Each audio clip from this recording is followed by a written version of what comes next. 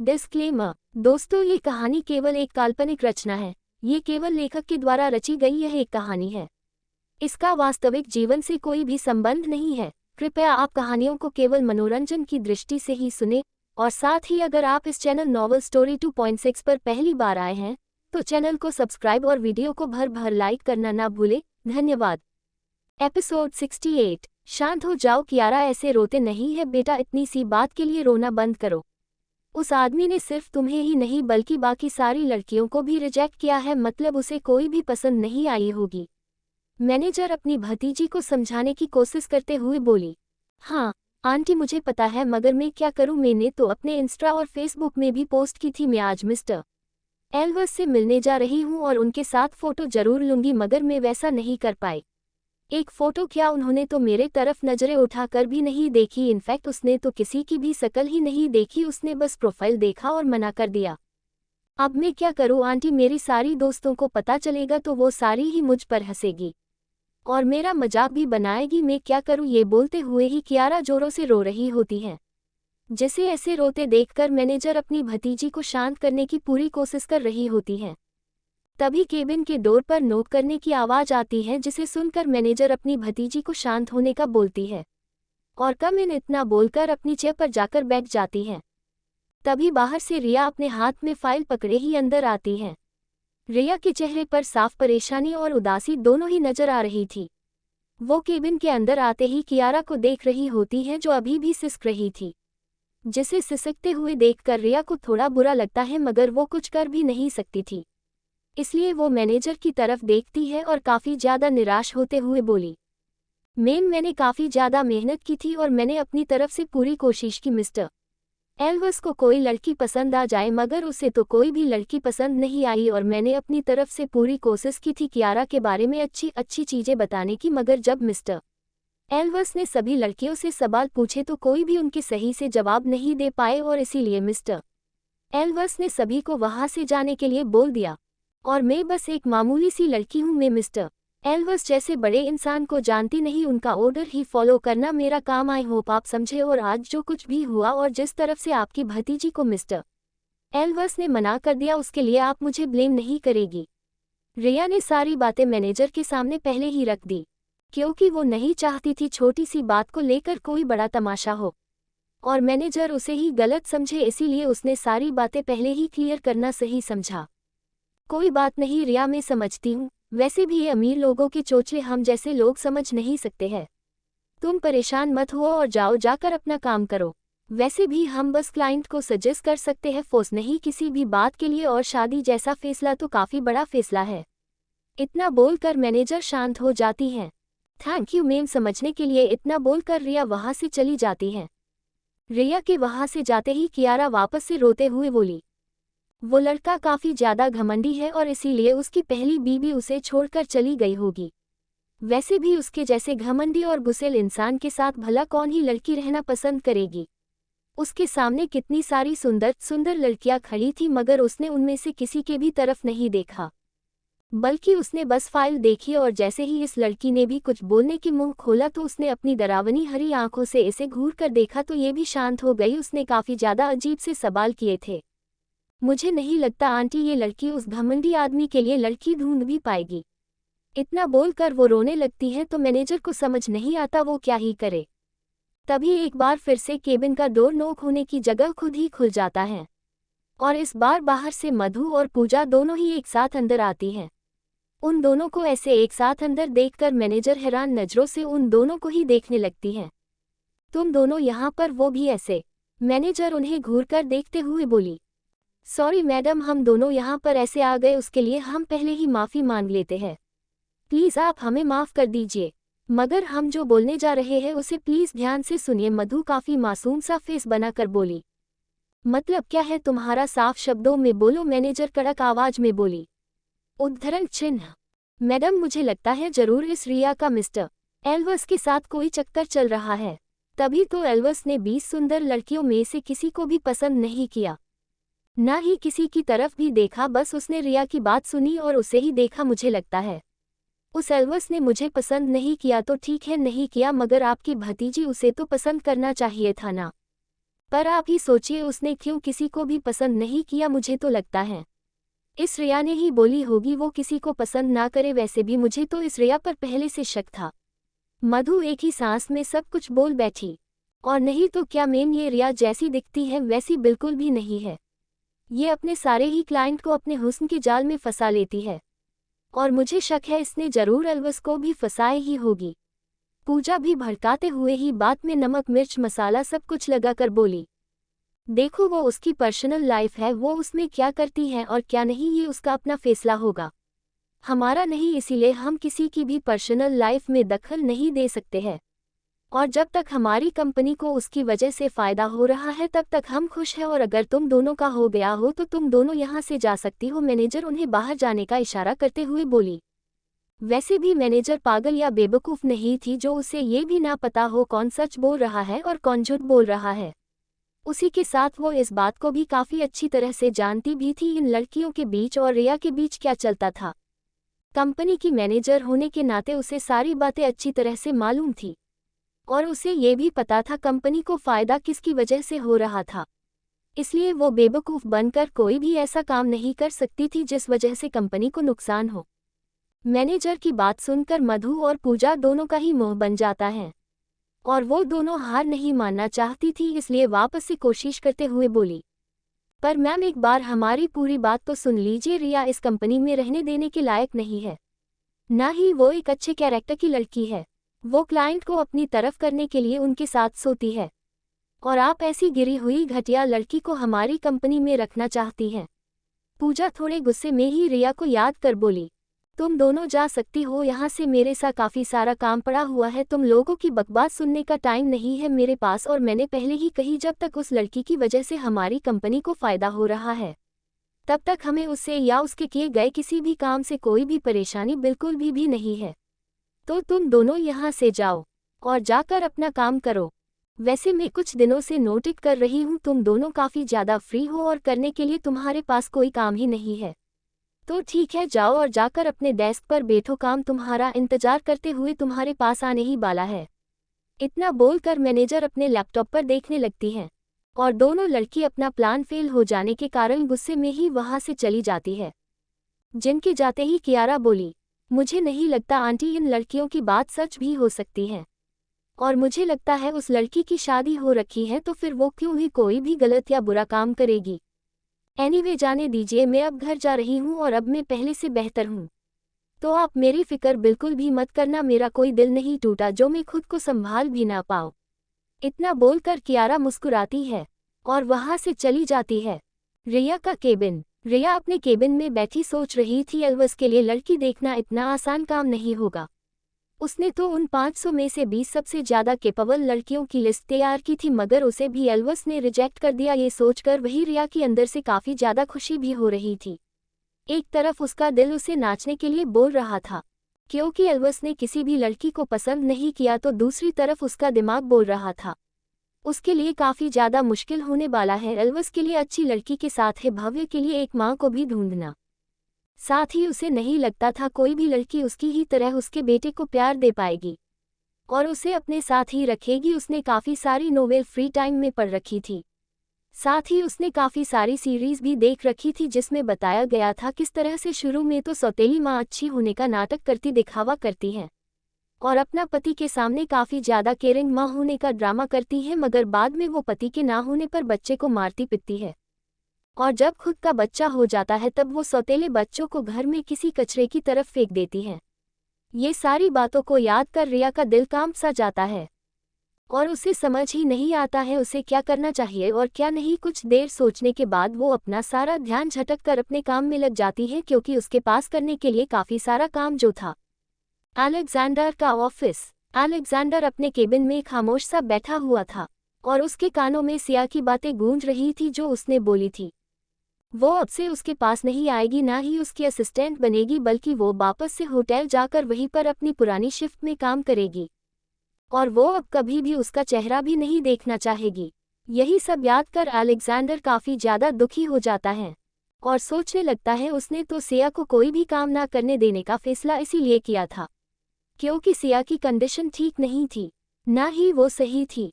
उसने सोचा था सिया को अपने पास रखकर वो उसे आराम करने का मौका दे रहा है, मगर उसे नहीं पता था सिया को उसका कुछ भी काम ना करवाना इतना ज़्यादा अखरेगा जो वो उसके पास से चली जाएगी, और अब उसकी शकल भी देखनी नहीं चाहेगी। अलेक्जेंडर को कुछ भी समझ ही नहीं आ रहा था वो करे तो क्या करे, कैसे सिया को समझाए। उसका इरादा गलत भी था, ना ही वो कुछ भी गलत करने के बारे में सोच रहा है, बल्कि वो तो बस सिया की ही मदद करना चाहता था। मगर सिया को उसका कुछ भी करना अच्छा नहीं लगा, इसलिए वो चली गई। ये सोचकर ही अलेक्जेंडर को पता नहीं क्यों मगर काफ़ी ज़्यादा बुरा लग रहा था, और वो अपने पॉकेट से अपना मोबाइल निकालकर उस होटल के मैनेजर को कॉल लगा देता है। एक काफ़ी लंबी बेल के बाद जैसे ही कॉल कट होने वाला था, ठीक तभी कॉल रिसीव होता है कर दूसरी तरफ से एक मर्दाना आवाज़ आती है। हेलो अलेक्जेंडर सर, कैसे हो आप? सॉरी, मैं मोबाइल छोड़कर राउंड पर गया था और जैसे ही मैंने घंटी सुनी ठीक वैसे ही मोबाइल के पास आकर उस उठा लिया। मैनेजर ने थोड़ा घबराते हुए बोला, तुम सिया को वापस उसकी जॉब में बुला लो। अलेक्जेंडर एकदम शांत आवाज में बोला, सर क्या सच में आप यही चाहते हो? मैनेजर थोड़ा सा हैरान होकर बोला, हाँ मैं यही चाहता हूँ, तुम सिया को उसकी पुरानी जॉब में बुला लो और कोशिश करना उसे कम से कम काम देने की, और उस पर किसी भी बात का कोई भी प्रेशर नहीं होना चाहिए, और उसे कभी कोई शक नहीं होना चाहिए कि वो कम काम कर रही हैं और बाकी सारे कलीग ज़्यादा। समझ गया सर, आप फिक्र मत करिए, मैं सब कुछ समझ गया, मैनेजर ने कहा। एपिसोड 69। अलेक्जेंडर अपने केबिन में खामोश सा बैठा हुआ था और उसके कानों में सिया की बातें गूंज रही थी जो उसने बोली थी। वो अब से उसके पास नहीं आएगी, ना ही उसकी असिस्टेंट बनेगी, बल्कि वो वापस से होटल जाकर वहीं पर अपनी पुरानी शिफ्ट में काम करेगी, और वो अब कभी भी उसका चेहरा भी नहीं देखना चाहेगी। यही सब याद कर अलेक्जेंडर काफ़ी ज़्यादा दुखी हो जाता है और सोचने लगता है उसने तो सिया को कोई भी काम ना करने देने का फैसला इसीलिए किया था क्योंकि सिया की कंडीशन ठीक नहीं थी, ना ही वो सही थी। उसने सोचा था सिया को अपने पास रखकर वो उसे आराम करने का मौका दे रहा है, मगर उसे नहीं पता था सिया को उसका कुछ भी काम ना करवाना इतना ज़्यादा अखरेगा जो वो उसके पास से चली जाएगी, और अब उसकी शकल भी देखनी नहीं चाहेगी। अलेक्जेंडर को कुछ भी समझ ही नहीं आ रहा था वो करे तो क्या करे, कैसे सिया को समझाए। उसका इरादा गलत भी था, ना ही वो कुछ भी गलत करने के बारे में सोच रहा है, बल्कि वो तो बस सिया की ही मदद करना चाहता था। मगर सिया को उसका कुछ भी करना अच्छा नहीं लगा, इसलिए वो चली गई। ये सोचकर ही अलेक्जेंडर को पता नहीं क्यों मगर काफ़ी ज़्यादा बुरा लग रहा था, और वो अपने पॉकेट से अपना मोबाइल निकालकर उस होटल के मैनेजर को कॉल लगा देता है। एक काफ़ी लंबी बेल के बाद जैसे ही कॉल कट होने वाला था, ठीक तभी कॉल रिसीव होता है कर दूसरी तरफ से एक मर्दाना आवाज़ आती है। हेलो अलेक्जेंडर सर, कैसे हो आप? सॉरी, मैं मोबाइल छोड़कर राउंड पर गया था और जैसे ही मैंने घंटी सुनी ठीक वैसे ही मोबाइल के पास आकर उस उठा लिया। मैनेजर ने थोड़ा घबराते हुए बोला, तुम सिया को वापस उसकी जॉब में बुला लो। अलेक्जेंडर एकदम शांत आवाज में बोला, सर क्या सच में आप यही चाहते हो? मैनेजर थोड़ा सा हैरान होकर बोला, हाँ मैं यही चाहता हूँ, तुम सिया को उसकी पुरानी जॉब में बुला लो और कोशिश करना उसे कम से कम काम देने की, और उस पर किसी भी बात का कोई भी प्रेशर नहीं होना चाहिए, और उसे कभी कोई शक नहीं होना चाहिए कि वो कम काम कर रही है और बाकी सारे कलीग ज़्यादा। समझ गया सर, आप फिक्र मत करिए, मैं सब कुछ समझ गया, मैनेजर ने कहा। अब आगे सिया अपने घर में सोफे पर ही लेटी हुई आराम कर रही थी। तभी उसके मोबाइल की घंटी बजती है और वो उस आवाज़ को सुनकर कॉल रिसीव करती है। हेलो सिया बोली, उद्धरण चिन्ह। हेलो सिया, मैं मैनेजर बोल रहा हूँ। उद्धरण चिन्ह। हाँ सर बोलिए ना, वैसे मैं आपको कॉल करने ही वाली थी, अच्छा हुआ जो आपने ही कॉल कर दिया, सिया ने बोली। सिया मैं बोल रहा था अब जब हमारे होटल से वो दोनों है वीआईपी गेस्ट जा चुके हैं तो तुम वापस से अपनी ड्यूटी पर लौट आओ। वैसे भी स्टाफ की अभी कुछ कमी चल रही है, इसीलिए अगर कल से ही तुम आना शुरू कर दो सही होगा। तो क्या तुम कल से होटल आ सकती हो सिया? मैनेजर ने कहा। हाँ सर, मैं भी इसी बारे में बात करने वाली थी आपसे, पर आपने ही कॉल कर दिया। मैं कल से अपनी पुरानी ही शिफ्ट में काम करने के लिए आ जाऊंगी, सिया ने खुश होकर बोली। सिया तुम श्योर हो? किस लिए सर? अपनी पुरानी वाली शिफ्ट के लिए। वैसे तुम चाहो तो अपनी शिफ्ट चेंज कर सकती हो और मॉर्निंग शिफ्ट में भी काम कर सकती हो 8 से इवनिंग में 4 बजे तक की, क्योंकि नाइट में ज़्यादा काम नहीं होता है और उतने ज़्यादा स्टाफ की ज़रूरत भी नहीं पड़ती है, मगर दिन में खासकर मॉर्निंग में ज़्यादा स्टाफ लगते हैं, तो तुम सुबह की शिफ्ट भी कर सकती हो, मैनेजर आराम से बोला। अक्सर मैं सोचूंगी फिर आपको बताऊंगी शिफ्ट चेंज करने के बारे में, वैसे मैं फिलहाल पुराने समय में ही आऊंगी। सिया ने कहा। ठीक है, जो तुम्हें सही लगे। इतना बोलकर मैनेजर कॉल कट कर देता है। तो सिया भी अब खुश हो जाती है कि उसे उसकी जॉब वापस मिल जाती है। शाम का समय। सिया जब बच्चों को लेकर घर आती है तो दोनों ही बच्चे काफ़ी ज़्यादा मस्ती करने की वजह से थक चुके थे और उनके कपड़े भी काफ़ी गंदे हो गए थे। इसीलिए सिया सबसे पहले दोनों बच्चों के गंदे कपड़ों को निकाल कर धोने के लिए बकेट में डाल देती है। फिर दोनों ही बच्चों को गर्म पानी कर नहलाकर तैयार कर देती है। मासी, मुझे मैगी खानी है, तो क्या आप मेरे और दिदू दोनों के ही लिए मैगी बना सकती हो? भव्य ने बालों में कंघी करते हुए बोला। ठीक है मासी, को थोड़ा सा समय दो मासी, आप दोनों के लिए ही अभी बना देंगी झटपट बनने वाली मैगी। इतना बोलकर सिया मुस्कुरा देती है। तो दोनों ही बच्चे खुश होते हुए बोले, या अब हम मैगी खाएंगे, हम मैगी खाएंगे, मैगी खा बहुत बड़े हो जाएंगे। ये बोलते हुए ही दोनों खुशी से उछल रहे होते हैं। अच्छा अच्छा, शांत हो जाओ और जाकर खिलौने से खेलो, मैं अभी बना कर लाती मैगी। इतना बोलकर वो किचन में चली जाती है और भव्य और आंसू दोनों ही अपने ब्लॉग से घर बनाने लगते हैं। दूसरी तरफ एल्विस का ऑफिस। एल्विस अपने ऑफिस में बैठा कुछ एग्जीक्यूटिव के साथ कंपनी से रिलेटिव काफ़ी जरूरी टॉपिक पर बातें कर रहा था। तभी उसका मोबाइल जो टेबल पर रखा था उसकी स्क्रीन में फ्लैश होता है और उसी के साथ एक अनजान नंबर से कॉल आने लगता है। मोबाइल को बजते हुए देखकर वहां पर बैठे सारे ही डायरेक्टर और एग्जीक्यूटिव सारे ही एकदम शांत से हो जाते हैं और किसी की भी हिम्मत नहीं होती है एक भी शब्द बोलने की। तभी एल्विस एक नज़र अपने मोबाइल पर डालता है और उस शो हो रहे अनजान नंबर को देखकर वो उस कॉल को इग्नोर कर देता है। तभी कॉल कटकर वापस से दोबारा आने लगता है, जिसे वापस से आते देखकर इस बार एल्विस की बुहें सिकुड़ सी जाती हैं और कुछ देर तक सोचने के बाद वो उस कॉल को रिसीव कर लेता है, मगर कुछ भी बोलता नहीं है, बल्कि वो तो बस दूसरी तरफ के इंसान के कुछ बोलने का इंतजार करता है।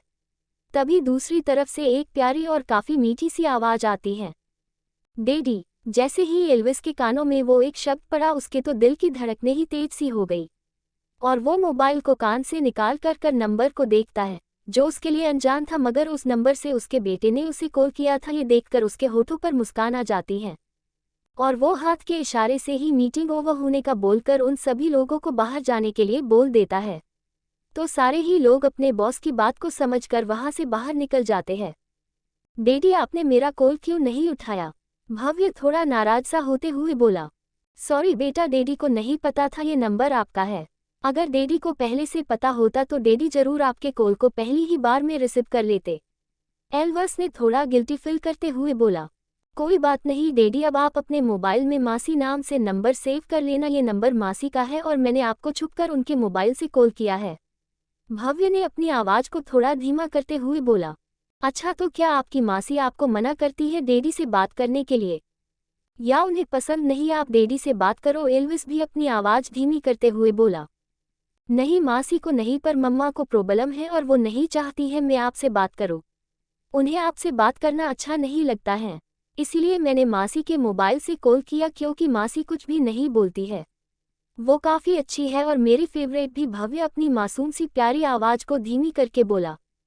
ओह, ऐसी बात है क्या? आपने कभी पूछा अपनी मम्मा से वो क्यों मुझे पसंद नहीं करती हैं और क्यों उन्हें मेरा आपसे बात करना अच्छा नहीं लगता है? एल्विस थोड़ा सा दुखी होते हुए बोला।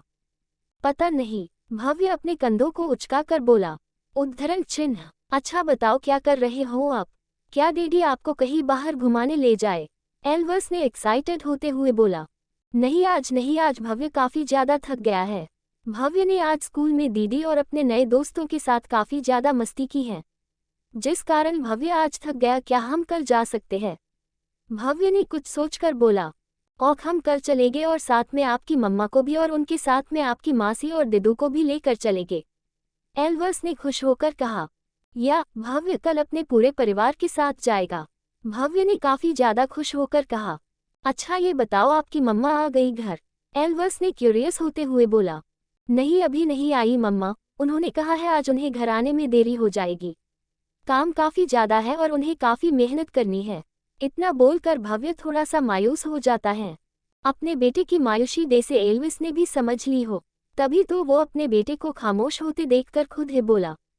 भव्य क्या हुआ बेटा, क्या आप उदास हो? डैडी को बताओ क्या बात हो गई और आप क्यों इतना ज़्यादा उदास हो गए? एल्विस थोड़ा घबराते हुए बोला। मैंने मम्मा और मासी की बात सुनी। मम्मा मासी से बोल रही थी मम्मा आपके लिए एक अच्छी सी लड़की ढूंढ रही हैं जिससे आप शादी कर सको। तो क्या आप किसी दूसरी आंटी से शादी कर लोगे? क्या आप मम्मा को छोड़ दोगे? भव्य को अपनी ही मम्मा चाहिए, कोई दूसरी नहीं। मुझे अपनी मम्मा और डैडी दोनों के साथ ही रहना है।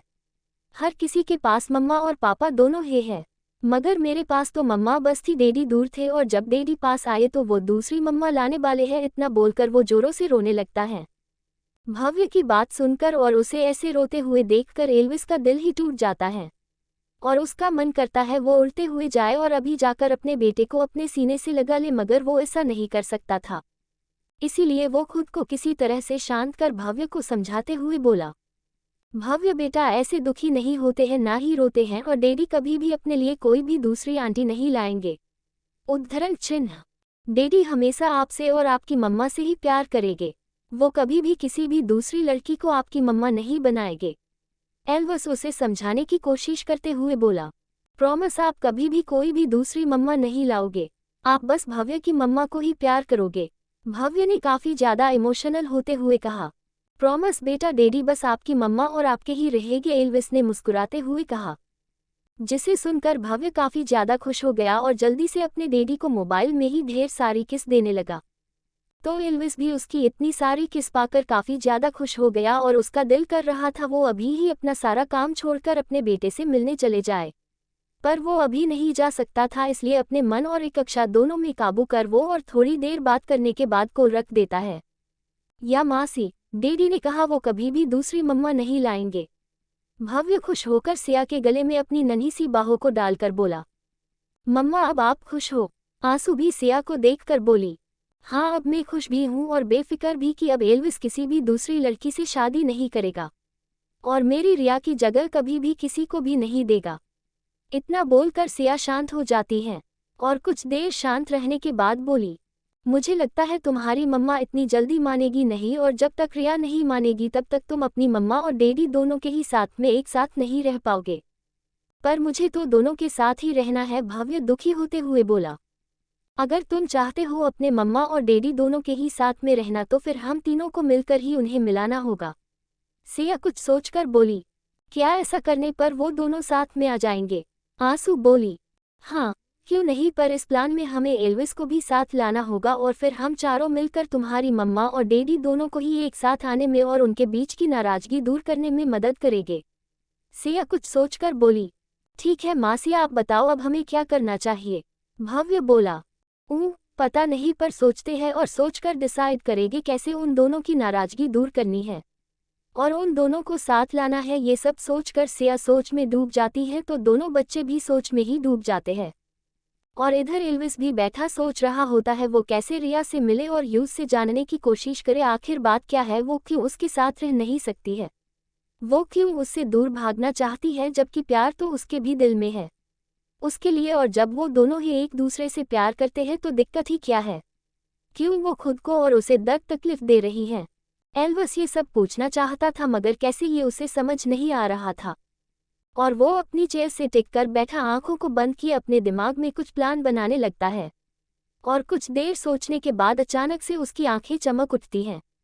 एपिसोड 70। रिया अपने केबिन में बैठी काम कर रही थी और वो अपने काम में इतनी ज्यादा डूब गई थी कि उसे समय का होश ही नहीं रहता है। कब शाम के 7 बज गए और ऑफिस में काम करने वाले आधे से ज्यादा लोग घर जा चुके हैं। वैसे तो उसके ऑफिस का समय 5 बजे तक का ही है, मगर जिनका काम जल्दी खत्म नहीं हो जाता वो एम्प्लॉय शाम के 6 बजे तक रुक कर भी काम करते हैं और उसी के साथ कंपनी के बॉस और कुछ बड़ी पोस्ट में मौजूद लोग हमेशा 8 बजे तक ही घर जाया करते थे और 8 बजे उनका ऑफिस भी पूरी तरह से ही बंद भी हो जाता था। रिया की नज़र जैसे ही अपने हाथ में पहनी घड़ी की तरफ जाती है और वो जैसे ही समय देखती है 7 बज चुके, ठीक वैसे ही वो खुद से ही हैरान होते हुए बोली, ओ नंबर 7 बज चुके हैं और मुझे पता ही नहीं चला और अब तो टैक्सी भी मिल पाएगी या नहीं। ये सोचकर वो परेशान सी हो जाती है और जल्दी जल्दी अपना सामान समेटकर जल्दी से वो अपने केबिन से बाहर निकलती है और अपने आईडी कार्ड से जाते समय मशीन में जाने के समय की एंट्री कर जल्दी से बाहर निकल जाती है।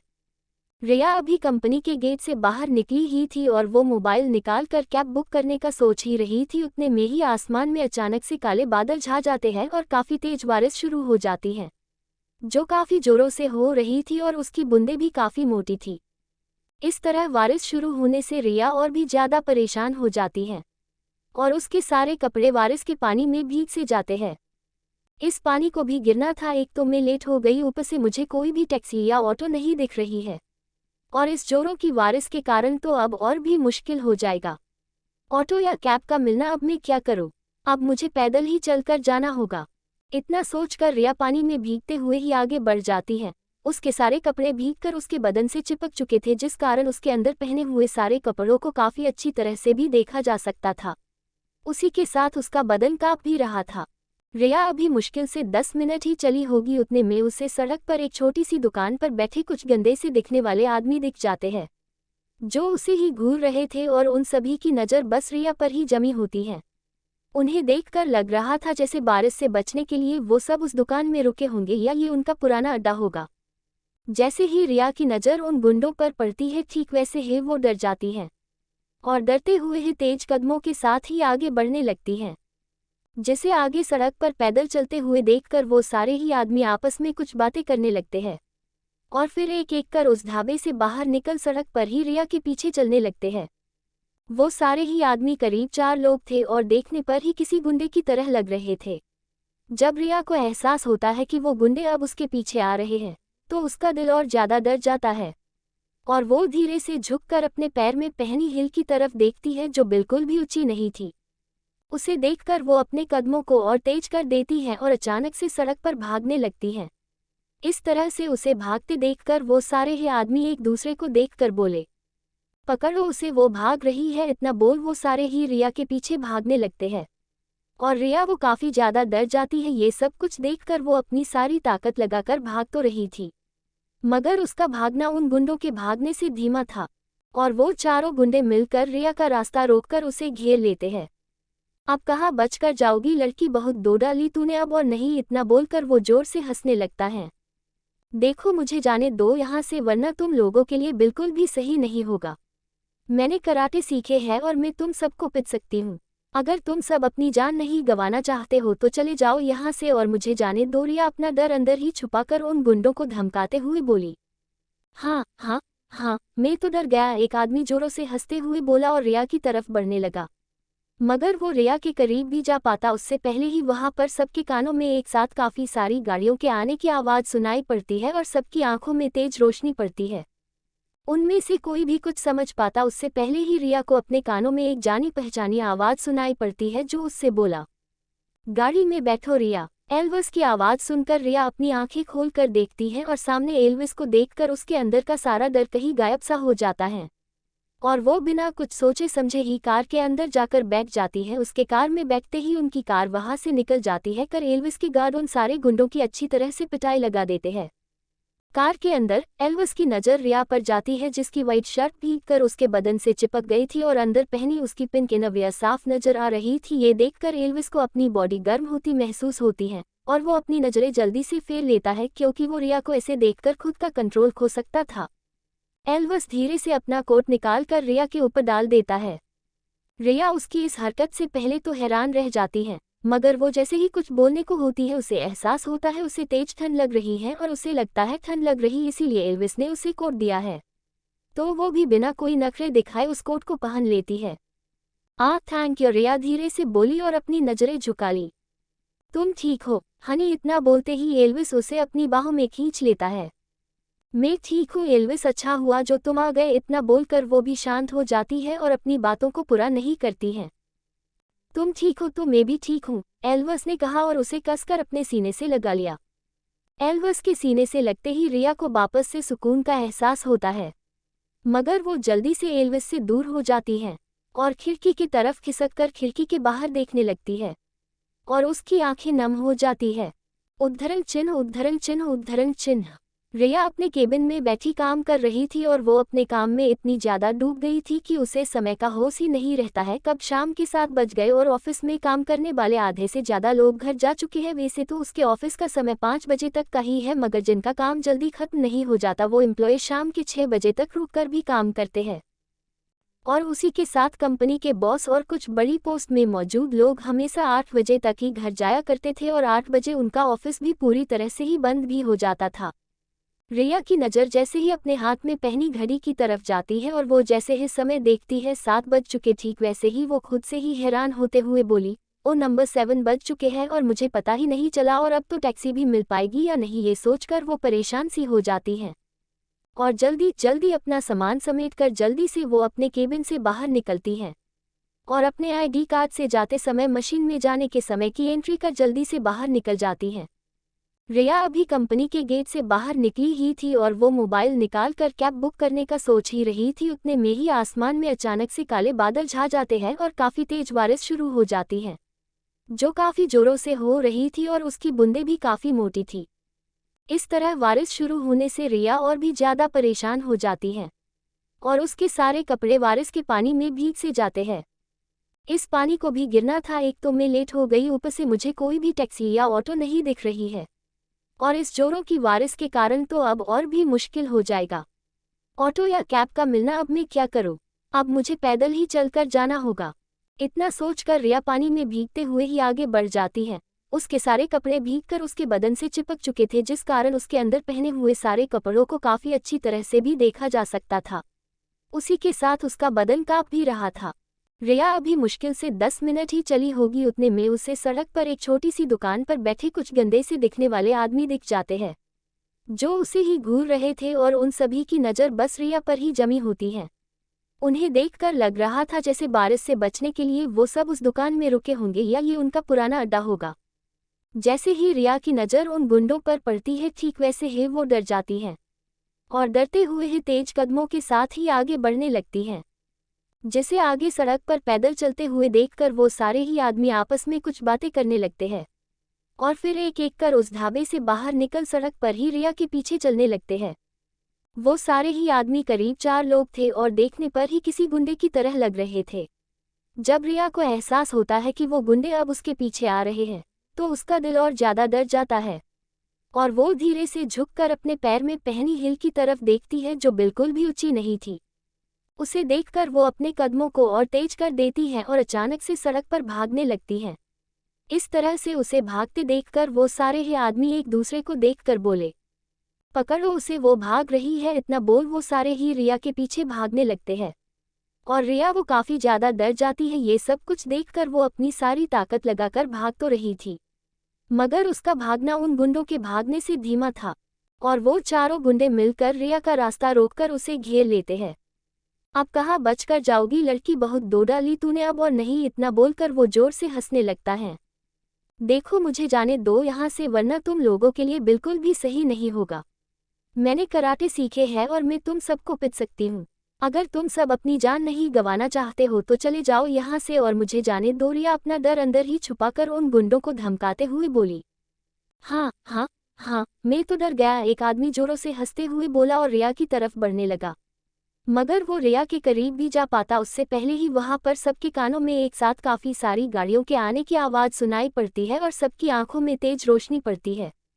उनमें से कोई भी कुछ समझ पाता उससे पहले ही रिया को अपने कानों में एक जानी पहचानी आवाज़ सुनाई पड़ती है, जो उससे बोला, गाड़ी में बैठो रिया। एल्विस की आवाज़ सुनकर रिया अपनी आंखें खोलकर देखती है और सामने एल्विस को देखकर उसके अंदर का सारा डर कहीं गायब सा हो जाता है और वो बिना कुछ सोचे समझे ही कार के अंदर जाकर बैठ जाती है। उसके कार में बैठते ही उनकी कार वहां से निकल जाती है कर एल्विस के गार्ड उन सारे गुंडों की अच्छी तरह से पिटाई लगा देते हैं।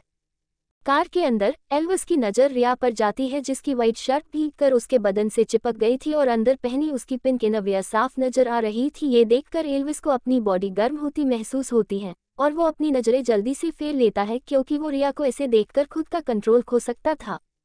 एल्विस धीरे से अपना कोट निकालकर रिया के ऊपर डाल देता है। रिया उसकी इस हरकत से पहले तो हैरान रह जाती है, मगर वो जैसे ही कुछ बोलने को होती है उसे एहसास होता है उसे तेज ठंड लग रही है और उसे लगता है ठंड लग रही इसीलिए एल्विस ने उसे कोट दिया है, तो वो भी बिना कोई नखरे दिखाए उस कोट को पहन लेती है। थैंक यू, रिया धीरे से बोली और अपनी नज़रें झुका ली। तुम ठीक हो हनी, इतना बोलते ही एल्विस उसे अपनी बाहों में खींच लेता है। मैं ठीक हूँ एल्विस, अच्छा हुआ जो तुम आ गए। इतना बोलकर वो भी शांत हो जाती है और अपनी बातों को पूरा नहीं करती है। तुम ठीक हो तो मैं भी ठीक हूँ, एल्विस ने कहा और उसे कसकर अपने सीने से लगा लिया। एल्विस के सीने से लगते ही रिया को वापस से सुकून का एहसास होता है। मगर वो जल्दी से एल्विस से दूर हो जाती है और खिड़की की तरफ खिसककर खिड़की के बाहर देखने लगती है और उसकी आंखें नम हो जाती है।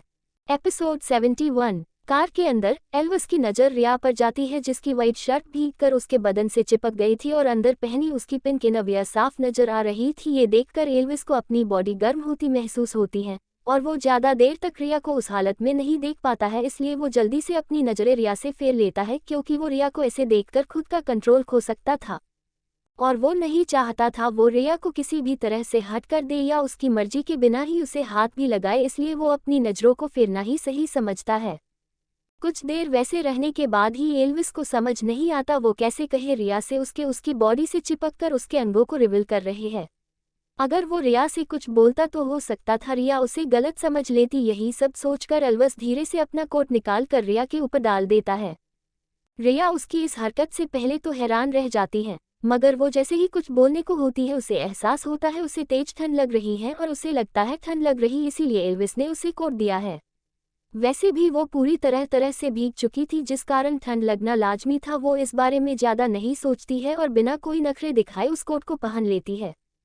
कोट को पहनने के बाद रिया को समझ नहीं आता है वो क्या बोले, इसीलिए वो धीरे से अपने होठों को खोलकर बोली थैंक यू। इतना बोलने के बाद उसने अपनी नज़रें झुका ली। क्या तुम ठीक हो हनी? इतना बोलते ही एल्विस उसे अपनी बाहों में खींच लेता है। मैं ठीक हूँ एल्विस, अच्छा हुआ जो तुम आ गए। इतना बोलकर वो भी शांत हो जाती है और अपनी बातों को पूरा नहीं करती है और एल्विस के सीने से लगी रहती है। उसे अच्छा लग रहा था ये सोचकर कि जब वो गुंडों के बीच में घिरी हुई थी तब एल्विस वहां पर आया और उसकी मदद की और उन गुंडों से बचा भी लिया। तुम ठीक हो तो मैं भी ठीक हूँ, एल्विस ने कहा और उसे कसकर अपने सीने से लगा लिया। एल्विस के सीने से लगते ही रिया को वापस से सुकून का एहसास होता है, मगर वो कुछ सोचकर जल्दी से एल्विस से दूर हो जाती है और खिड़की की तरफ खिसककर खिड़की के बाहर देखने लगती है और उसकी आंखें नम हो जाती है और उसके अंदर काफ़ी सारे इमोशन आ और जा रहे थे। वो एल्विस की कार से उतरकर चली जाना चाहती थी, मगर वो ऐसा कर भी नहीं सकती थी, इसीलिए चुपचाप खिड़की के बाहर देखने लगती है। क्या मैं इतना ज़्यादा बुरा हूँ हनी? अब जो तुम मेरी शकल भी नहीं देखना चाहती ना ही मेरे करीब होकर बैठना चाहती हो, एल्विस ने काफ़ी भारी गले के साथ बोला। रिया उसकी बातों का कोई जवाब नहीं देती है, ना ही उसकी तरफ देखती है, बल्कि वो तो बस खामोशी के साथ ही बैठी हुई होती है और इसी खामोशी के साथ ही रिया का घर कब आ जाता है उसे पता ही नहीं चलता है। कार के रुकने पर रिया बाहर निकलती है और धीरे से एल्विस की तरफ देखकर बोली थैंक यू एल्विस। इतना बोल वो बिना एल्विस की बातों को सुने बिना ही घर के अंदर चली जाती है। एल्विस बस अपनी खाली आंखों से तब तक उसे देखते रहता है जब तक वो घर के अंदर नहीं चली जाती है। जब रिया घर के अंदर चली जाती है तो एल्विस की कार भी वहां से चली जाती है। आ गई तू? और तू इतनी भीग कैसे गई? इतनी लेट कैसे हो गई? तुझे पता भी है मैं कितना ज़्यादा डर गई थी तेरे घर न आने पर, और ऊपर से ये बारिश इतनी जोरों से हो रही है कि इसे देखकर मेरा दिल काफ़ी ज़्यादा घबरा गया था। अच्छा हुआ जो तू ठीक है सिया। रिया को घर के अंदर लेते ही उसे ऊपर से नीचे अच्छी तरह से देखते हुए ही बोली। सिया ने रिया के ऊपर एल्विस का कोट भी देख ली थी, मगर वो उस कोट के बारे में कुछ भी नहीं बोलती है, वो बस रिया के बारे में ही बोलती है। मैं ठीक हूँ सिया, तू इतनी ज़्यादा क्यों परेशान हो रही है? रिया सिया को उसके कंधों से पकड़कर बोली और बेडरूम की तरफ बढ़ गई कपड़े बदलने के लिए। अच्छा तो मैं तेरे लिए परेशान नहीं होगी तो कौन होगा बता ज़रा। क्या तुझे याद नहीं हमारे बीच भले खून का रिश्ता नहीं है, हम दोनों सगी बहनें नहीं हैं, मगर हमारा रिश्ता खून के रिश्ते से बढ़कर है। हम दोनों बचपन से ही एक दूसरे के लिए माँ बाप भाई बहन और भी जितने रिश्ते हैं वो सब कुछ है। हमारा प्यार इतना ज़्यादा गहरा है कि हमें किसी और चीज़ की ज़रूरत ही नहीं है, और हम दोनों ही एक दूसरे की फिक्र नहीं करेंगे तो कौन करेगा? सिया एक ही सांस में काफ़ी ज़्यादा बोल बैठी और इतना सब बोलने के बस वो जोरों से तेज सांसें लेने लगी। रिया जो अपना पजामा पहन रही थी सिया को ऐसे इस तरह से जोरों से सांसें लेते देख वो घबरा जाती है और जल्दी से अपना पजामा बेड पर रख सिया के पास जाती है और उसकी पीठ को सहलाते हुए ही परेशान सी बोली, सिया तू ठीक है ना? किसने कहा तुझे इतना सब बोलने के लिए? तुझे पता होना चाहिए तू कितना बोल सकती है, कर कितना नहीं, अब कर ली ना अपनी हालत खराब। ये बोलते हुए अब रिया उसके लिए परेशान हो रही थी। रिया को अपने लिए इस तरह से परेशान होते हुए देखकर सिया उसका हाथ पकड़ अपने सामने करती है और उसे अपने गले से लगा लेती है। रिया भी उसे काफी ज्यादा टाइट हग कर लेती है और दोनों की आंखों में खुशी वाली नमी आ जाती है। जब तक तू मेरे साथ है रिया तब तक मैं एकदम ठीक हूँ, और तेरे होते हुए मुझे कुछ भी नहीं हो सकता है। तू तो मेरे लिए दुनिया में सबसे ज्यादा कीमती है, तू साथ है तो मैं एकदम ठीक हूँ और मुझे कुछ हो ही नहीं सकता है। सिया प्यार से उसे हक किए हुए ही बोली, पागल लड़की, मैं हमेशा तेरे साथ हूँ और हमेशा तेरे साथ ही रहूंगी। हम दोनों का साथ तो उस ऊपर वाले ने खुद ही बनाया है, तभी तो हम बचपन में एक साथ मिले और एक साथ ही पढ़े लिखे बड़े हुए, एक साथ ही हम दोनों ने काफ़ी कुछ देखा और सहा भी है, मगर फिर भी हम दोनों आज भी एक दूसरे के साथ ही है और आगे भी हमेशा साथ रहेंगे। मैं तो तेरा साथ तब भी नहीं छोड़ने वाली जब हम 50 साल के बूढ़े हो जाएंगे, और तब भी नहीं जब हम ठीक से चल भी नहीं पाएंगे और एक दिन मर जाएंगे। हम दोनों कब्र में भी एक साथ ही जाएंगे। हाँ हाँ हाँ, रिया जोरों से हंसते हुए बोली। देन सिया भी मुस्कुराते हुए बोली, और वो दोनों वैसे ही एक दूसरे को हक किए होती हैं। और तभी उन दोनों को एक साथ दो प्यारी सी आवाज़ सुनाई देती है, मम्मा मासिया आप दोनों का हो गया हो तो क्या अब हम सब चलकर खाना खा ले, हम दोनों ही भाई बहन को जोरों की भूख लगी हुई है। उन दोनों ही बच्चों ने एक एक शब्द सेम बोले, जिनके शब्दों को सुनकर दोनों लड़कियां अलग हुई। मैं दिन लगा देती हूँ, सिया बोली। रूप में भी चल रही रिया बोली, मासी पहले आप अपना पजामा तो पहन लो, उसके बाद बाहर आना। हाँ हाँ हाँ हाँ, आंसू जोर से हंसते हुए बोली। शैतान लड़की अपनी मासी पर हंसती, रुक तुझे बताती हूँ अभी मैं। इतना बोल वो जल्दी से अपना पजामा पहनकर आंसू के पीछे भागती है, तो आंसू भी दौड़कर कमरे से बाहर निकल जाती है। मगर रिया उसे जल्दी से पकड़कर अपनी गोद में उठा लेती है और सोफे पर ले जाकर उसे आराम से बिठाकर गुदगुदी करने लगती है, जिस वजह से आंसू जोरों से हंस रही थी और उन दोनों लड़कियों की हंसी की किलकारियों से उनका घर गूंज उठा था। कुछ देर मस्ती करने के बाद वो चारों ही मिलकर साथ में डिनर करते हैं, और डिनर के बाद वो चारों सोने के लिए बेडरूम में आकर अपने बड़े से बेड पर सो जाते हैं।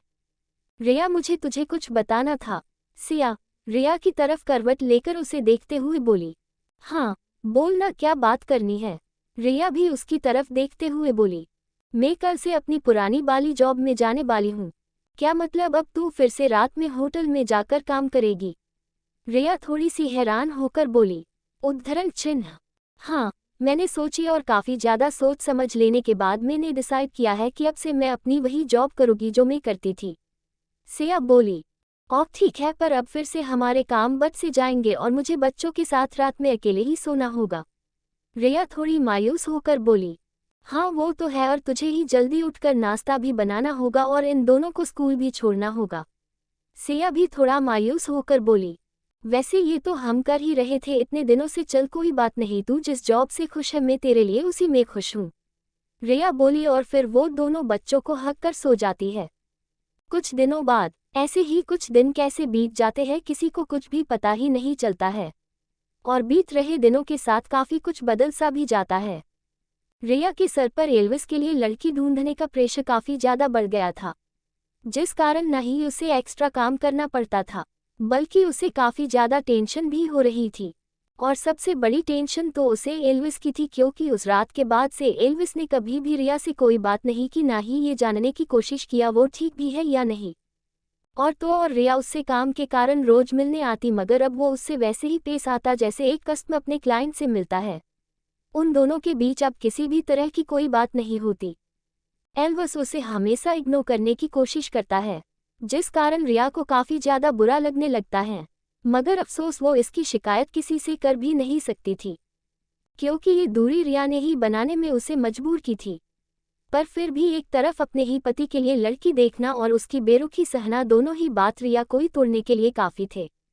और अब नौबत ऐसी आ चुकी थी कि रिया अब चाहे भी तो एल्विस से बात नहीं कर सकती थी, क्योंकि उसने खुद ही एल्विस के लिए वैसी लड़की ढूंढ दी थी, जैसी लड़की एल्विस को चाहिए थी, जो काफ़ी ज़्यादा सुंदर होने के साथ साथ टैलेंटेड भी थी। और सबसे बड़ी बात, एल्विस को वो लड़की पसंद भी आ गई थी जिसका नाम अदिति राव था, और वो इंटरनेट इन्फ्लुएंस थी, जो न ही एक अच्छे परिवार से आती थी बल्कि उसकी फैन फॉलोइंग भी मिलियन में थी, जिसे एल्विस ने पसंद कर लिया था। और कुछ दिनों में ही उन दोनों की सगाई होने वाली थी, जिस कारण रिया अंदर ही अंदर टूट सी गई थी, मगर बाहर से उसने अपने चेहरे पर एक शिकन भी नहीं आने दी थी। और एक इंटरेस्टिंग बात तो ये भी थी, एल्विस जानबूझकर रिया के सामने उस लड़की से अपनी नज़दीकियां बढ़ाता था, जिसे देखकर रिया को काफी ज्यादा हट हुआ करता था। तो दूसरी तरफ अलेक्जेंडर इंडिया छोड़कर तो नहीं गया था, मगर उसने खुद को पूरी तरह से काम में बिजी कर लिया था। यहाँ तक काम के कारण वो अपने खाने पीने का ध्यान तक नहीं रख पाता था। उसके साथ ही उसने भी उस दिन के बाद से कभी भी सिया को नहीं देखा, ना ही उसके बारे में कुछ सुना या बात की किया। सिया भी अपनी पुरानी जॉब में वापस जाकर काफी खुश थी और वो अपने पुराने दोस्तों से मिलकर भी काफी ज्यादा खुश थी।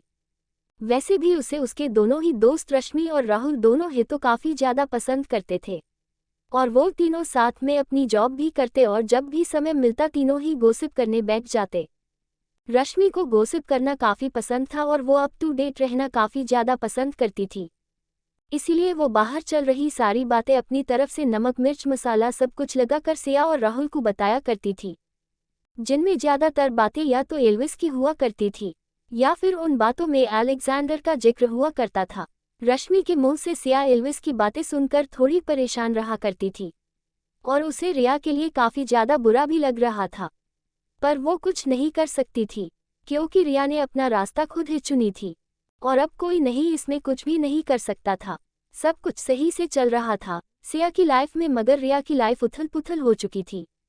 और तभी एक दिन अचानक से वो हुआ जिसके बारे में किसी ने भी नहीं सोचा था। एपिसोड 72। अब तक आपने पढ़ा। दूसरी तरफ अलेक्जेंडर इंडिया छोड़कर तो नहीं गया था, मगर उसने खुद को पूरी तरह से काम में बिजी कर लिया था। यहाँ तक काम के कारण वो अपने खाने पीने का ध्यान तक नहीं रख पाता था। उसके साथ ही उसने भी उस दिन के बाद से कभी भी सिया को नहीं देखा, ना ही उसके बारे में कुछ सुना या बात की किया।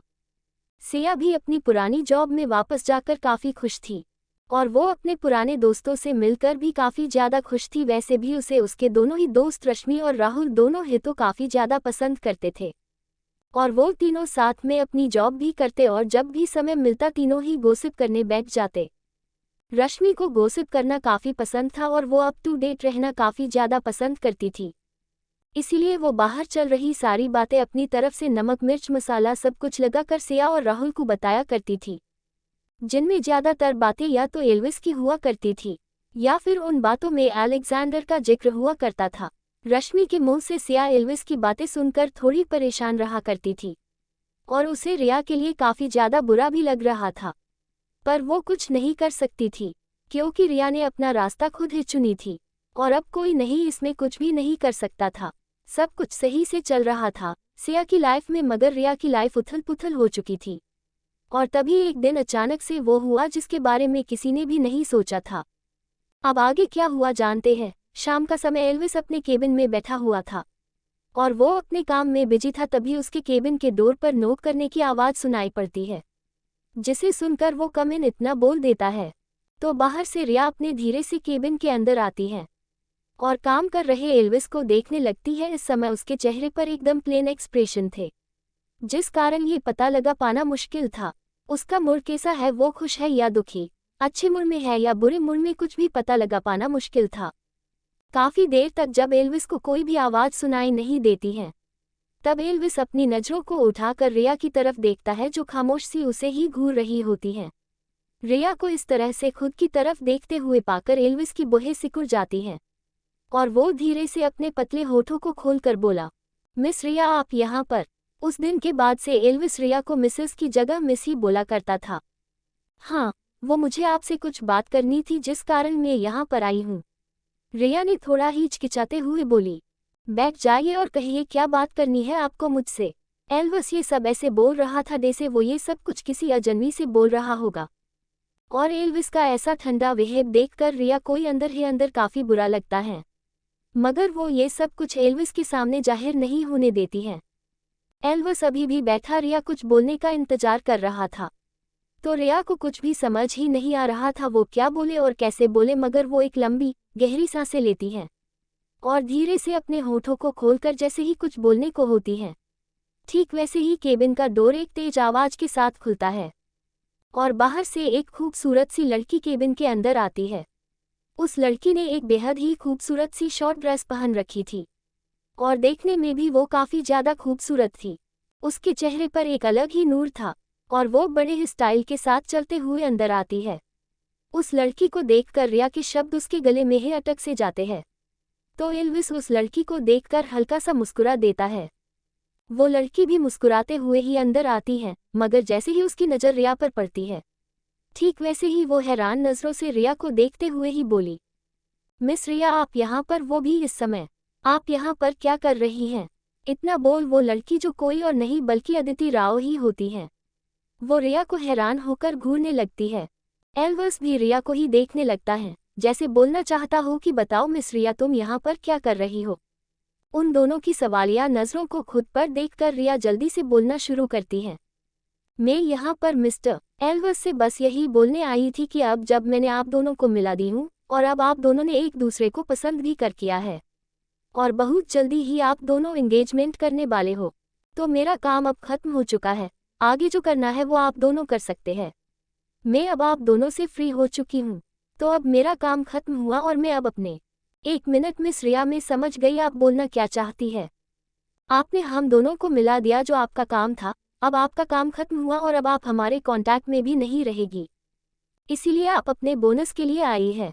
आई एम राइट मिस रिया। अदिति उसकी बात पूरी होने से पहले ही बीच में उसकी बात को काट कर बोली, उद्धरण चिन्ह, डोंट वरी तुम बोनस की फिक्र मत करो, तुम्हें तुम्हारा बोनस जल्द ही मिल जाएगा, इसकी फिक्र करना बंद करो और हाँ, अब तुम्हें यहाँ पर बार बार आने की जरूरत भी नहीं है। अदिति ने काफी ज्यादा घमंड के साथ बोली। वैसे तो रिया कुछ और बोलने वाली थी, मगर अदिति की बात सुनकर और उसका बिहेव देखकर एल्विस को समझ नहीं आ रहा था उसने इस जैसी लड़की को कैसे पसंद कर लिया। खैर वो इसमें कुछ कर भी नहीं सकती थी, इसलिए वो जो बोलने वाली थी वो उसे बोलती नहीं है और बस हाँ में अपना सर हिलाकर अपनी जगह से उठ के खड़ी होती है और बिना कुछ बोले ही केबिन से बाहर निकल जाती है। एल्विस बिना किसी भाव के उसे जाते हुए देख रहा था, तो अदिति वो मुस्कुराते हुए ही एल्विस के पास आती है और जैसे ही उसे हक करने के लिए झुकने वाली होती है, ठीक वैसे ही एल्विस अपनी चेयर से उठकर खड़ा होता है और प्लेन फेस के साथ अदिति को देखकर बोला, तुम यहाँ पर क्या कर रही हो? मिस्टर एल्विस मैं यहाँ पर आपसे ये बोलने आई थी, मेरे मोम डैड और फैमिली सारे ही लोग आपसे मिलना चाहते हैं, तो क्या आप डिनर पर मेरे साथ मेरे घर चल सकते हो? अदिति एल्विस की आंखों में देखते हुए ही बोली, सॉरी पर मुझे कुछ जरूरी काम से कहीं और जाना पड़ रहा है, मैं कुछ दिनों तक यहाँ पर नहीं आने वाला हूँ, इसलिए मैं नहीं चल सकता हूँ। एल्विस अपने बिना किसी इमोशन वाले फेस के साथ ही रुड आवाज में बोला, उद्धरण चिन्ह।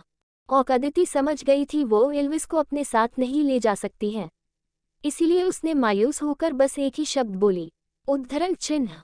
अदिति का औक सुनकर एल्विस उससे अपनी नजरें फेर लेता है और मोबाइल खोलकर उसमें कुछ देखने लगता है। मिस्टर एल्विस क्या मैं आपके बेटे से मिल सकती हूँ? वैसे भी आपसे शादी हो जाने के बाद तो मुझे उसके साथ ही रहना है, तो क्यों ना मैं अभी से उसके साथ रहकर मिलकर उसे समझने की कोशिश करूं ताकि हम दोनों में जल्दी ही दोस्ती हो सके। अदिति काफी ज्यादा सावधानी के साथ बोल रही होती है, वो यहाँ पर नहीं है। एल्विस बस इतना ही बोला और उसे पूरी तरह से इग्नोर कर अपने कामों में लग गया। अदिति उसकी बात सुनकर थोड़ी उदास और थोड़ी परेशान दोनों ही हो जाती है और ये भी समझ जाती है वो कुछ भी बोले उसके सामने मौजूद लड़का उसकी किसी भी बात का सही से जवाब नहीं देने वाला है, ना ही उससे बात करने के मूड में है। यहाँ तक उसने तो एक नज़र उसे देखा तक नहीं, ये सोचकर ही अदिति को काफ़ी ज़्यादा गुस्सा आ रहा था और वो उस गुस्से को अपने अंदर ही दबा कर रखती है, बाहर नहीं लाती है। साथ ही वो एल्विस के साथ रहना चाहती थी मगर वो अब कुछ कर भी नहीं सकती थी एल्विस के मूड को देखकर, इसलिए वो वहाँ से जाना ही ठीक समझती है। मिस्टर एल्विस मैं चलती हूँ फिर, उद्धरण चिन्ह। अदिति काफी मायूस आवाज में बोली और उम्मीद कर रही थी एल्विस उसे कुछ बोले, मगर वो कुछ भी नहीं बोलता है, यहाँ तक उस पर ध्यान भी नहीं देता है, जिस कारण अदिति को काफी इंसल्ट जैसा फील होता है और वो अब बिल्कुल भी नहीं रुकती है और वहां से चली जाती है। जिसके वहां से जाते ही एल्विस अपना मोबाइल निकालकर अपने असिस्टेंट को कॉल कर बोला, वेयर इज रिया? सर वो आपकी कार में है, दूसरी तरफ से असिस्टेंट बोला। असिस्टेंट की बात सुनकर एल्विस ने कॉल कट किया और जल्दी से अपना लैपटॉप बंद कर केबिन से बाहर निकल गया। 5 मिनट बाद एल्विस अपनी कार में होता है और उसी कार में रिया भी होती है। ड्राइवर कार चला रहा था और रिया खामोश सी थी। बोलो तुम क्यों आई थी मुझसे मिलने? एल्विस ने रिया की तरफ देखकर बोला, वो मैं ये बताने आई थी, अब जब तुम शादी करने जा रहे हो तो मैं तुम्हें याद दिला दूं, तुम्हें शादी से पहले मुझसे डिवोर्स लेना होगा, क्योंकि एक बीवी के होते हुए तुम दूसरी शादी नहीं कर सकते हो। इसीलिए मैं बस बोलने आई थी, डिवोर्स पेपर तुम बनवा लोगे या मैं बनवा लूँ? रिया ये बात काफी भारी मन के साथ बोली। रिया की बात एल्विस को अपने सीने में किसी खंजर की तरह चुभती है और उसका दिल 1000 टुकड़ों में टूटकर बिखर जाता है। मगर वो बाहर से खुद को बेहद एक खड़ूस बनाकर बोला, तो तुम्हें डिवोर्स चाहिए? एल्विस की आवाज काफी ज्यादा डेंजर थी, जिसे सुनकर तो रिया भी एक पल के लिए डर सी जाती है, मगर वो खुद को संभाल कर बड़ी ही हिम्मत कर हाँ में सर हिला देती है। रिया की हाँ सुनकर एल्विस उसे घूरने लगता है। और तुम्हें डिवोर्स चाहिए, मिल जाएगी, मगर मेरी एक शर्त है। डिवोर्स लेने के तुम्हें मेरी उस शर्त को पूरा करना होगा, तभी तुम्हें वो मिलेगा जो तुम चाहती हो। एल्विस डेविल मुस्कान लिए हुए ही बोला, मुझे क्या करना होगा? रिया थोड़ा डरते हुए बोली, ज्यादा कुछ नहीं, बस तुम्हें 1 हफ्ते के लिए मेरे साथ रहना होगा, वो भी मेरी बीवी बनकर। तुम्हें इन 1 हफ्तों में अपनी बीवी होने की सारी ड्यूटी फॉलो करना होगा। तुम्हें मेरे लिए वो सब करना होगा जो एक बीवी अपने पति के लिए करती है। अगर तुम मेरी इस शर्त को मानने के लिए तैयार हो तो मैं डिवोर्स पेपर पर साइन करने के लिए तैयार हूँ। एल्विस साफ शब्दों में बोला, पर मैं ये नहीं कर सकती हूँ। मैं तुम्हारे साथ कैसे रह सकती हूँ? भव्य और आंसू, वो दोनों को रात में अकेला मैं कैसे छोड़ पाऊंगी? रिया परेशान सी बोली, मुझे नहीं पता और ये मेरी हेडिंग नहीं है। अगर डिवोर्स चाहिए तो हाँ या ना में जवाब दो। एल्विस सख्त आवाज में बोला। उसकी बात सुनकर रिया को समझ नहीं आता है वो क्या करे, कैसे वो एल्विस को मना करे। काफी देर सोचने के बाद वो खुद से बोली, कुछ ही दिनों में एल्विस हमेशा हमेशा के लिए मुझसे दूर हो जाएगा। उसके बाद न ही मैं उससे मिल पाऊंगी, न ही उसे देख पाऊंगी। मेरा उस पर कोई भी हक भी नहीं होगा। और क्या हुआ अगर मैं सारी जिंदगी इसके साथ नहीं रही तो? कम से कम मुझे इस बात का पछतावा तो भी रहेगा, मेरे पास मौका था और मैंने उसे खो दी। और फिर सारी जिंदगी रोने के सिवा कुछ भी नहीं बचेगा। ठीक है, हाँ बोल देती हूँ। इतना सोचकर वो धीरे से बोली, ठीक है, मैं तैयार हूँ तुम्हारे साथ रहने के लिए। रिया ने नजरें दूसरी तरफ करके बोली, और मैं अपने लॉयर से डिवोर्स पेपर बनाने के लिए बोल देता हूँ, साथ में भव्य को अपने साथ ले जाने के पेपर बनाने के लिए भी। एल्विस भव्य का नाम जानबूझकर लेता है ताकि वो रिया को डरा सके, और जैसा उसने सोचा था, अपने बेटे का नाम सुनते ही रिया डर जाती है और डरते हुए ही एल्विस की तरफ देखने लगती है। मगर एल्विस उससे नजरें हटाकर अपने मोबाइल में देखने लगता है। दूसरी तरफ सिया घर में थी और वो घर में बैठी रात खाने की तैयारी कर रही थी। भव्य और आंसू भी अपने खिलौनों के साथ खेल रहे थे। वो तीनों ही अपने कामों में बिजी थे। उतने में ही सिया का मोबाइल बज उठता है। सिया मोबाइल में देखती है तो रिया उसे कॉल कर रही थी। हाँ रिया बोल, सिया कॉल रिसीव कर बोली। सिया, मैं कुछ दिनों के लिए बाहर जा रही हूँ और मुझे आने में करीब 7 दिन तक का समय लग सकता है, इसीलिए तो अपनी छुट्टी लेना और बच्चों के साथ घर में रहना। मैं जल्दी ही घर आ जाऊंगी। इतना बोलकर रिया बिना सिया को कुछ बोलने का मौका दिए बिना ही कॉल कट कर देती है। तो सिया परेशान हो जाती है। बहुत जल्दी ही सिया की लाइफ में कुछ ऐसा बड़ा धमाका होगा कि सिया की जिंदगी अलेक्जेंडर के साथ जुड़ जाएगी और ना चाहते हुए भी उसे उसके साथ ही रहना पड़ेगा। तो दोस्तों, आखिर कहानी में आगे क्या होगा, यह जानने के लिए इस स्टोरी को सुनते रहिए सिर्फ और सिर्फ novel_story_2.6 चैनल पर। और अगर कहानी आप सभी को पसंद आए तो वीडियो को लाइक, कमेंट और शेयर जरूर करें। धन्यवाद।